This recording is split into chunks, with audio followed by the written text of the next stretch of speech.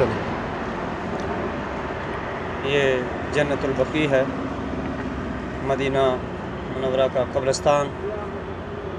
جس میں تقریباً 10,000 صحابہ کرام، نبی پاک صلی اللہ علیہ وسلم کے اہل بیت کرام، حضور صلی اللہ علیہ وسلم کی ازواج مطہرات، حضرت عثمان بن عفان رضی اللہ تعالی عنہ، حضرت عباس اور رسول پاک صلی اللہ علیہ وسلم کے چچا حضرت امام حسن، حضرت امام جعفر صادق، امام باقر، اور بہت سے صحابہ کرام، تابعین، امام مالک ابن انس رضی اللہ تعالیٰ عنہ اس قبرستان میں دفن ہے۔ اس قبرستان کی فضیلت یہ ہے، حضرت عبداللہ بن مسعود رضی اللہ تعالیٰ فرماتے ہیں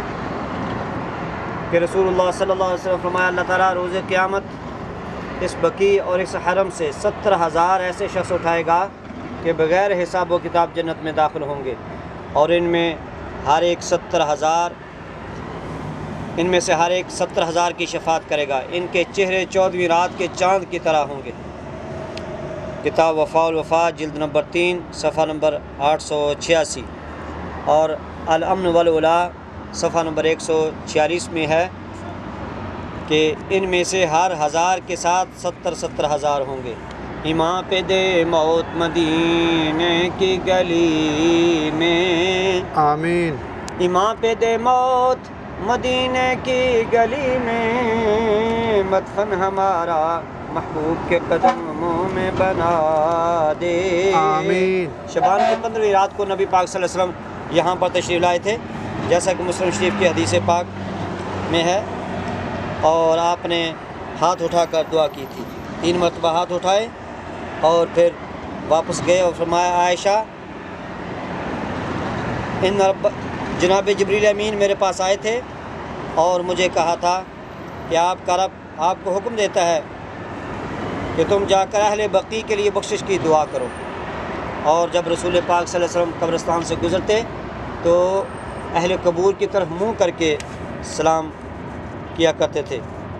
جیسے کہ حضرت ابن عباس رضی اللہ تعالیٰ عنہ کی روایت سے ثابت ہے۔ تو اس سے ثابت ہوا کہ قبرستان جا کر ان کی طرف منہ کر کے سلام کرنا چاہیے، اور ہاتھ اٹھا کر دعا کرنا بھی جائز ہے۔ اگر عام قبرستان میں ہاتھ اٹھا کر دعا کرنا جائز ہے، ان کی طرف منہ کر کے دعا کرنا جائز ہے، تو روزہ رسول صلی اللہ علیہ وسلم پر بھی جائز ہے۔ رسول پاک صلی اللہ علیہ وسلم نے ارشاد فرمایا، جو آدمی قبرستان گیا، پھر سورہ فاتحہ پڑھی اور سورہ اخلاص اور سورہ الحاکم التکاثر پڑھی، پھر کہا، الہی میں نے تیرے کلام میں سے جو پڑھا ہے اس کا ثواب